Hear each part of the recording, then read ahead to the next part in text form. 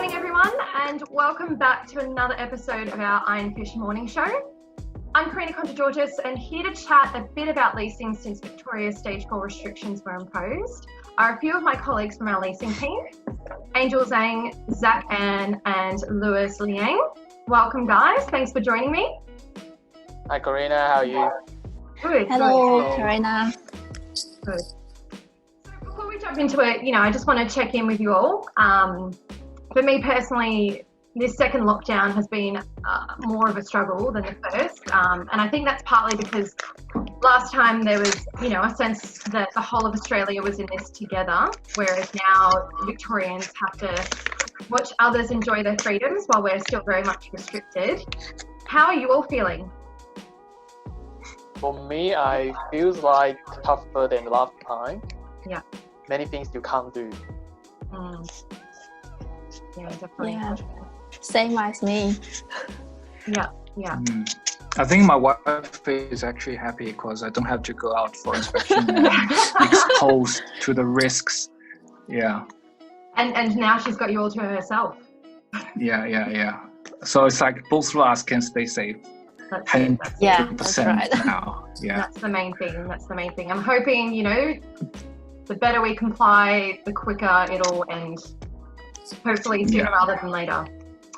Yeah. So, speaking of stage 4 restrictions, my first question for you all would basically be, how would you say they have further impacted leasing, and how has your team adapted to that? So the restriction, pretty much restriction at the moment. So first thing, you work from home. You have no access to all those apartment keys. Nothing much you can go out to do with that. Even you have a work permit, only the property manager allowed to do final inspection, the BDM team allowed to do new settlement work. For leasing team, our main character before was doing some open for inspection, which is not allowed at the moment. Yeah. So since no more inspection, the tenant will always ask you, can I take a look at the property? Otherwise, you want me to take the property without a physical inspection, it's not fair. So this is the first thing. And the second thing is, in regarding to the lease term, we are not allowed to lease property anymore. So all these lease has to be started, I think, after the restriction at least. So what would you say the challenges are currently? Okay, the challenge for me is like we still receive quite a lot of application, but what I can feel like most of the tenants, they are still not sure what they can do during this stage 4, and I will have like at least 50% of the application they withdraw pretty straight away or in 1 or 2 days. Even some of the applications are already pre-approved, but they are still not confident in this time, and then they decide to withdraw. So I do have a few applications stuck at the lease agreement. They are not sure if they decide to sign the lease or they wait until stage 4 finish.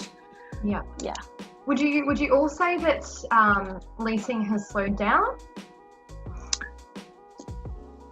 I think for my portfolio, for Docklands part, a little bit, yes, because there are lots of apartments in the city and they all reduce the price. So Docklands, compared with the apartments in city, Docklands has no particular advantage, particularly if the city reduce the price. And for other part, actually not too bad, the same as normal, yeah. Yeah.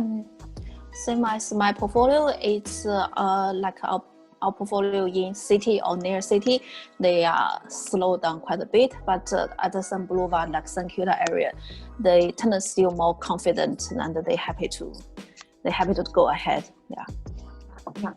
And for my portfolio, it's more another different story. So that thing, we heavily rely on the demand from casino. And also we heavily rely on the students, the overseas students. So due to the travel ban now, we have no more tourists. So the demand for this property is sharply decreased. That's tough. But, despite those challenges, you guys are still leasing, which is great. Would you say that you've changed your approach because of the restrictions? Normally, we'll proceed the application depending on whether they have visited property or not. If they have, definitely it's more possible for us to lease the property to them.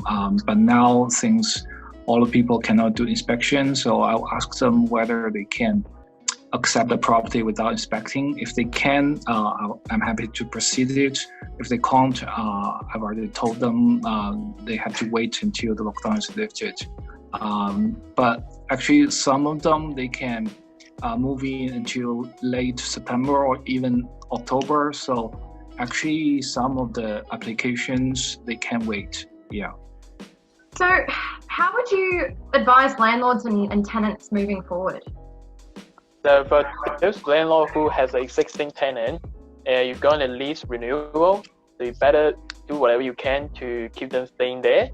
The first thing is for their safety, for their health, and the second thing is even if you pass your property to the leasing team, it's still very challenging to lease it out quick. Otherwise, you have to bear the vacancy rate in the next few months. Maybe that's a rent loss, I think. Yeah, I will try to suggest the owner to reduce the price. And even when I receive the application, the tenant will just offer like $20, $50 down. But if the application is okay, we will still try to negotiate with the owner to take this application. It's better you have a tenant unless you stuck on this price, wait another month or 2 months. Well, I guess patience is key here and compromise.